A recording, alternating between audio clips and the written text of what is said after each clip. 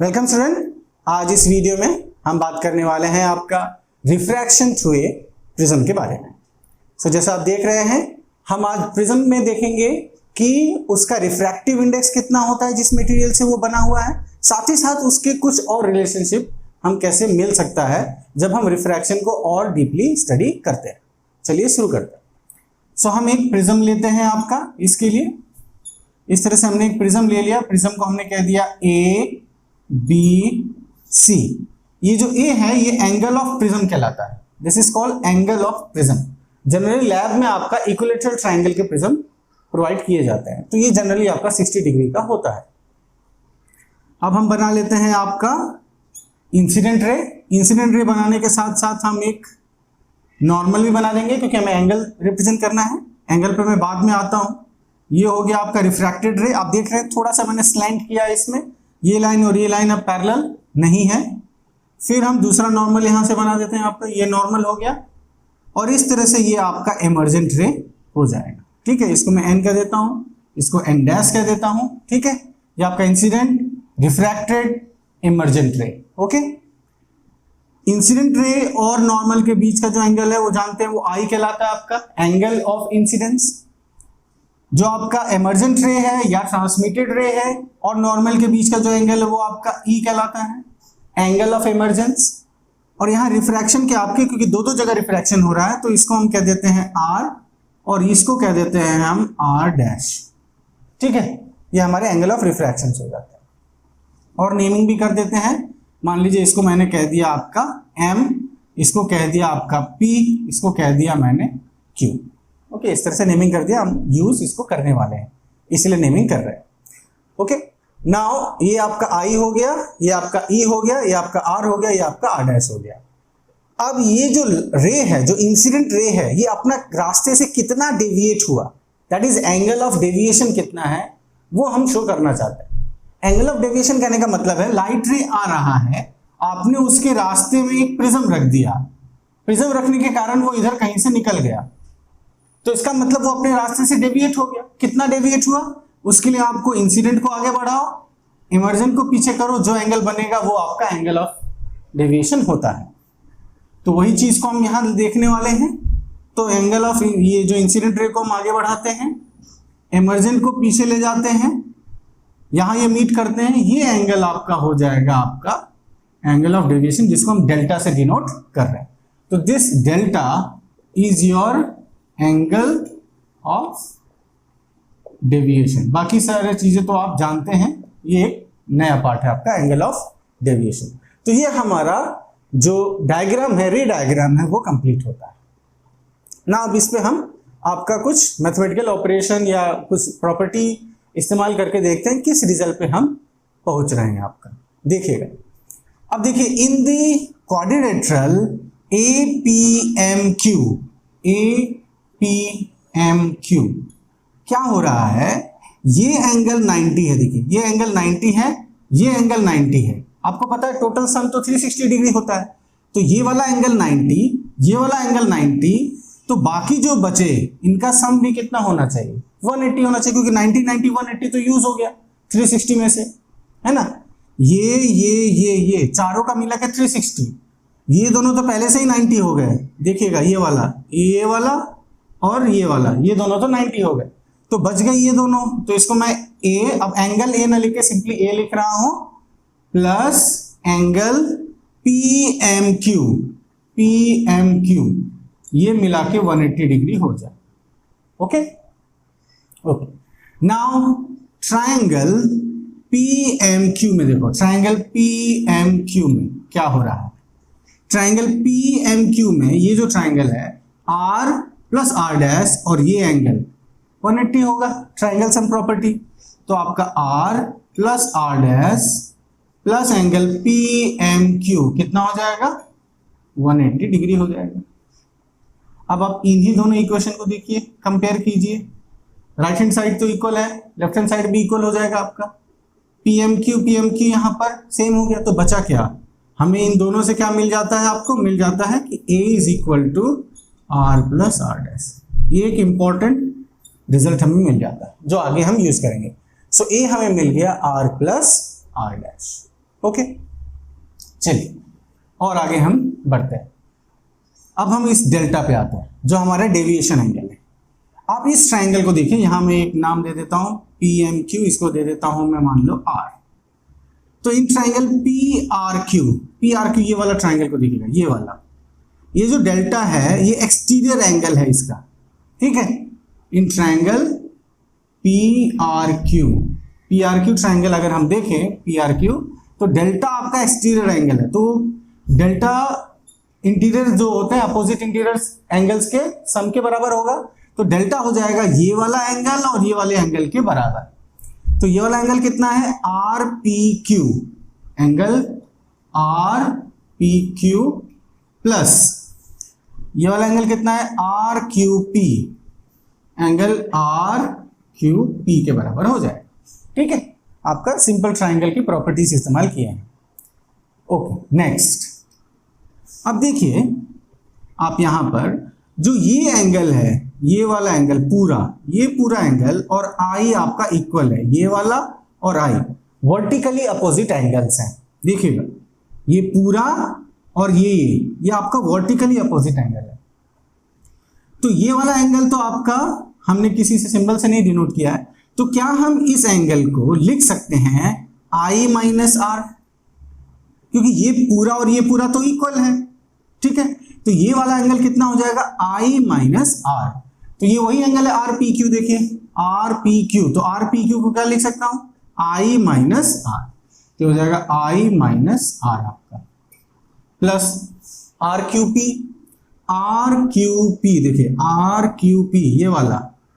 अब ये पूरा एंगल तो I के बराबर है, वर्टिकली अपोजिट, तो ये वाला एंगल RQP किसके बराबर, ये वाला किसके बराबर हो जाएगा E माइनस R डैश, तो हो जाएगा E minus R dash. Okay, ठीक, इधर हो गया डेल्टा। आगे बढ़ते हैं। Delta is equal to I plus E minus R common ले लिया, माइनस कॉमन ले लिया, R प्लस R डैश।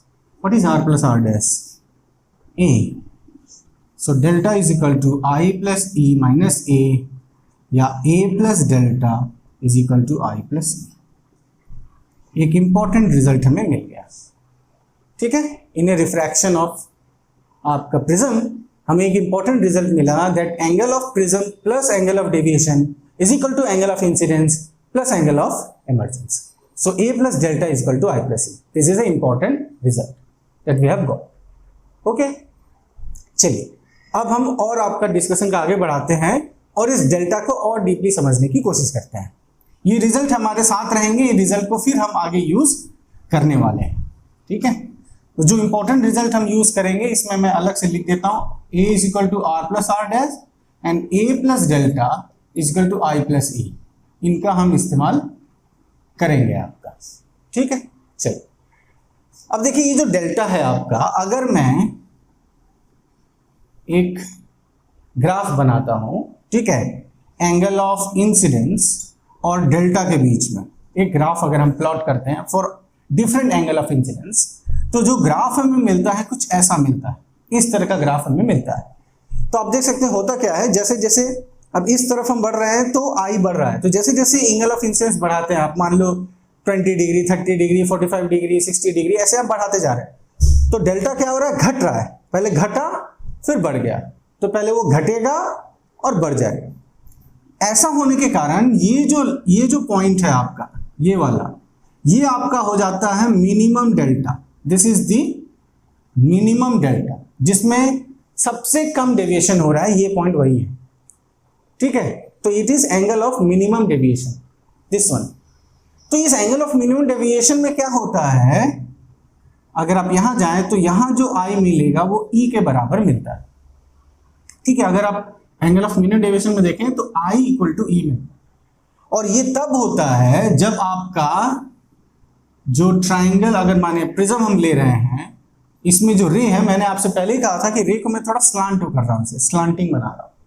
जब इस सिचुएशन पे आप आते हैं, मिनिमम डेविएशन पे आते हैं, तो ये जो रे है रिफ्रैक्टेड रे, ये पैरेलल जाएगा, इसके पैरेलल जाएगा, ठीक है, इस रे के पैरेलल जाएगा, बेस के पैरेलल चला जाता है। ओके, तो ऐसे सिचुएशन में जो आपका आई होगा उतना ही आपका ई मिलता है जब ये पैरेलल जाता है। साथ ही साथ आप समझ सकते हैं जब ये पैरेलल जाएगा तो ये आर और आर डैश ये भी बराबर हो जाते हैं। आर और आर डैश भी आपके इक्वल हो जाते हैं जब आपका मिनिमम डेविएशन पे आपका रेस पास होती है। और अगर आप इसको आगे बढ़ाएं, ऐसे इसको पीछे ले जाएं, तो ये जो डेल्टा है वो डेल्टा एम है, एंगल ऑफ मिनिमम डेविएशन। तो मिनिमम डेविएशन होगा जब तब क्या क्या होता है, फर्स्ट ऑफ ऑल तो रेज आपका बेस के साथ पैरेलल जाती हैं, दूसरा आई और ई के बराबर होता है, तीसरा आर और आर डैश भी इक्वल होते हैं। ठीक है, ये सारे सिचुएशन होते हैं। तो चलिए इनको यूज करते हैं हम।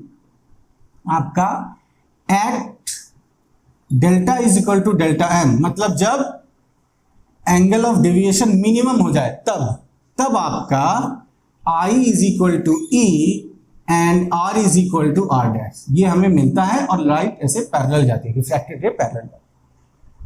तो इसका हम यूज कर सकते हैं आपका इस मटेरियल का रिफ्रैक्टिव इंडेक्स निकालने के लिए। ठीक है, इसका हम रिफ्रैक्टिव इंडेक्स निकालेंगे।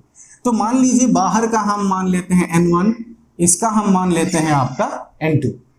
ठीक है, बाहर का आपका n1 है, बाद में हम इसको एयर करके 1 भी कर सकते हैं, और अंदर का है आपका a। जो ये प्रिज्म जिस ग्लास से बना है उसका मान लो n2 है रिफ्रैक्टिव इंडेक्स आपका। ठीक है, नाउ यहां पर अब इन इक्वेशन का यूज करते हैं हम। कैसे कर सकते हैं, a equal to R plus R, पर r equal to are dash है आपका, दोनों बराबर है, तो a हो गया r प्लस आर डैश या r प्लस सिंपली r। ध्यान दीजिएगा, अब जो भी कैलकुलेशन हो रहा है वो कब हो रहा है, एट मिनिमम डेविएशन पे हो रहा है। एट मिनिमम डेविएशन क्या क्या हो रहा है उसके हिसाब से हो रहा है। तो ये हो जाएगा a इक्वल टू 2r या simply r is equal to a/2। r हमें मिल गया a/2। ओके, नेक्स्ट अब हम i पे कॉन्सेंट्रेट करते हैं। ध्यान दीजिएगा, स्नेल्स लॉ लगाना है, इसलिए i और r हमारे लिए मेन हो जाते हैं। अब आते हैं हम इस इक्वेशन से i पे। तो हमारे सामने है a plus delta is equal to i plus e. अब क्योंकि आपका एट मिनिमम डेविएशन i और e बराबर हो गए हैं, तो a प्लस डेल्टा की जगह लिख दिया हमने delta m, i plus e की जगह फिर से i हो जाएगा। ठीक है, e की जगह हमने सिंपली i लिख दिया, तो ये हो जाएगा आपका 2i is equal to a plus delta m या i is equal to a plus delta m by 2। So देखिए, हमें r भी मिल गया, हमें i भी मिल गया, दोनों हमें मिल गया। पर ध्यान दीजिएगा, हम तब ले रहे हैं जब हमने मिनिमम डेविएशन पे माना है, जब राइट ऐसे पैरेलल जा रही है तब। अब हम यहां पर स्नेल्स लॉ लगाते हैं।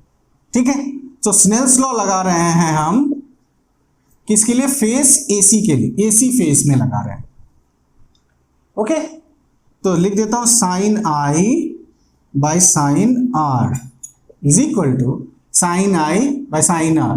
ठीक है, ये एंगल ऑफ इंसिडेंस, ये एंगल ऑफ रिफ्रैक्शन, यही है आपका।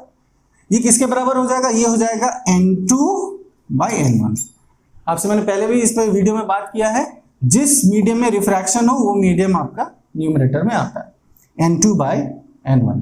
ठीक है, या अब हम यहां पे मान के चलते हैं, ये मान लो एयर है, तो ये हो गया आपका 1। ठीक है, और ये सिंपली आपका हो गया n के बराबर, तो ये हो जाएगा n बाई 1 या सिंपली n। अब हम वैल्यू पुट कर देते हैं, n is equal to sine I।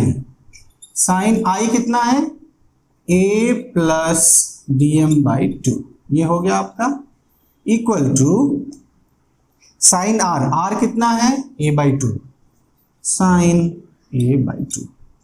ये आपका refractive index, this is the refractive index of the material जिससे ये प्रिज्म बना हुआ है। ठीक है, तो ये हमने कैसे किया, हमने पहले मिनिमम डेविएशन का सिचुएशन लिया, उसमें i इक्वल टू ई हो गया, r equal to are dash हो गया, फिर इस रिलेशनशिप से हमने r और a के बीच में रिलेशन ले आए, और इस इक्वेशन से हमने i के लिए एक्सप्रेशन ले आया, फिर इस फेस में स्नेल्स लॉ लगाया, स्नेल्स लॉ लगा के हम रिजल्ट पे चले आए। जस्ट इस रिजल्ट और इस रिजल्ट को मिक्स कर देना है, तो हमें n equal to sine a plus D M by 2 sine a/2 हमें मिल जाता है। इसी चीज को आप प्रैक्टिकल में भी करते हैं। ठीक है ना, इसी पार्ट को वहां पर आप अलग अलग i के लिए अलग अलग डेल्टा निकालते हैं, फिर वो जो ग्राफ मैंने बताया था वो ग्राफ पता करते हैं, ग्राफ से आप डेल्टा m पता करते हैं, इक्विलेटरल अगर प्रिज्म है तो ए तो आपका 60 डिग्री हो जाएगा। डेल्टा एम आपने ग्राफ से पता कर लिया तो आप देख सकते हैं, बस यही दोनों चाहिए, आप रिफ्रैक्टिव इंडेक्स निकाल सकते हैं। ठीक है, ओके। सो इस तरह से आप रिफ्रैक्शन जो प्रिज्म में हो रहा है उसके थ्रू उसका रिफ्रैक्टिव इंडेक्स को पता लगा सकते हैं। सो आज के वीडियो में इतना ही। अगले वीडियो में एक नए टॉपिक के साथ फिर से आपके साथ जुड़ेंगे। तब तक के लिए थैंक यू वेरी मच।